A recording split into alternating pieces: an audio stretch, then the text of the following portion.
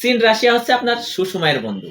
চীন রাশিয়ার সাথে যে সকল রাষ্ট্রের সম্পর্ক, বিশেষ করে ইরানের দিক যদি আপনি লক্ষ্য করেন, দেখবেন ইরানের মিত্র এবং ইরানের পরম বন্ধু রাষ্ট্র হচ্ছে চীন রাশিয়া। এটা কিন্তু বিশ্বের প্রত্যেকটা রাষ্ট্রের মানুষই জানে যে ইরানের পরম বন্ধু মিত্র রাষ্ট্র হচ্ছে চীন রাশিয়া।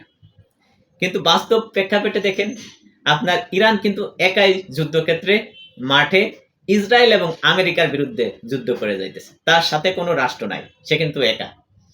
কারণ রাশিয়া আর চীন হচ্ছে আপনার সুসময়ের বন্ধু। চীন রাশিয়া চায় যে ইরানের যে যুদ্ধ হচ্ছে সেই যুদ্ধটা যত লম্বা হবে সেক্ষেত্রে কিন্তু চীন রাশিয়ার ফয়দা লুটে নিবে। যেমন যখন যুদ্ধটা লম্বা হবে, ইরানের কিন্তু প্রচুর আপনার সামরিক সরঞ্জাম লাগবে, মিসাইল, ড্রোন, সব কিছু কিন্তু চীন রাশিয়া তখন ইরানকে দিবে। আর ইরান থেকে তারা অল্প দামে আপনার তেল বাণিজ্য করবে। তারা কিন্তু অস্ত্র তাদের কাছে বিক্রয় করবে এবং ইরান থেকে তারা অল্প দামে তেল বাণিজ্য করবে। তাহলে বোঝা গেল যে ইরান যত যুদ্ধ লম্বা করবে, চীন রাশিয়া তত ফয়দা লুটে নিবে। এই জন্যই বলছি রাশিয়া চীন হচ্ছে আপনার সুসময়ের বন্ধু। এরা কিন্তু সরাসরি ইরানের পক্ষ নিয়ে কোনো সৈন্য পাঠাবে না বা যুদ্ধ করবে না বা কোথাও কোনো ভেটো দিবে না। এজন্য চীন রাশিয়া হচ্ছে আপনার সুসময়ের বন্ধু।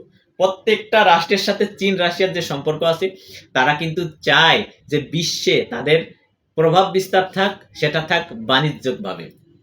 বিশেষ করে প্রথম যে সময় ইরানের সাথে ইসরায়েলের যে যুদ্ধ হয়, তখন কিন্তু চীন সেখান থেকে কিন্তু শিক্ষা নিছে।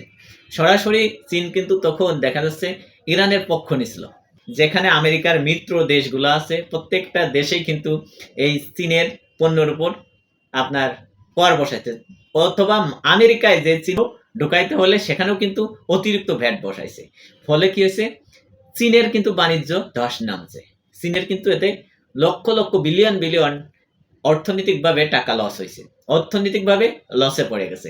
সেখান থেকে চীন কিন্তু বুঝে গেছে যে সরাসরি যদি কোনো রাষ্ট্রকে সে সাপোর্ট করে তাহলে কিন্তু সেখানে তার বাণিজ্যিক যে ধসটা সেটা কিন্তু নেমে আসবে। কারণ চীন কিন্তু ইতিমধ্যে আমেরিকার সাথে একটা চুক্তিতে পরিণত হয়েছে। আমেরিকার বাইরে কিন্তু চীন কোনো কথা বলতেছে না, কারণ তারা কিন্তু সব রাষ্ট্রের সাথে একটা সমান সম্পর্ক রাখতে চায়, যাতে তাদের বাণিজ্যটা সারা বিশ্বে ভালো থাকে। এই জন্য চীন আর রাশিয়া এরা হচ্ছে সুসময়ের বন্ধু। এদের পক্ষ নিয়ে যে রাষ্ট্রই থাকবে সে রাষ্ট্রই কিন্তু ধ্বংস হয়ে যাবে। সেক্ষেত্রে কিন্তু আমেরিকার চিত্র ভিন্ন। আমেরিকা দেখেন ইসরায়েলকে সরাসরি সৈন্য দিতেছে, যুদ্ধর মাঠে যুদ্ধ করতেছে, অস্ত্র সরঞ্জাম দিতেছে, আর্থিক সব কিছু কিন্তু ইসরায়েলকে সাহায্য করতেছে। আমেরিকা যে রাষ্ট্রকে মিত্র মনে করে তাকে কিন্তু সে সব কিছুই দিয়ে দেয়। এই জন্য বলছি চীন আর রাশিয়া হচ্ছে সুসময়ের বন্ধু।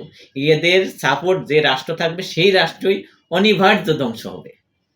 কিন্তু আমার বিশ্লেষণ, আমি যতটুকু বুঝি আপনাদেরকে ততটুকু কিন্তু বলে গেলাম। মানে আপনাদের মনে কি আছে, কি প্রশ্ন, অবশ্যই কিন্তু আপনি কমেন্ট করে জানিয়ে যাবেন। ভিডিওটা ভালো লাগলে শেয়ার করে দিবেন। আজ এই পর্যন্ত, দেখা হবে অন্য কোনো এক ভিডিওতে। ভালো থাকবেন, সুস্থ থাকবেন। আসসালামু আলাইকুম।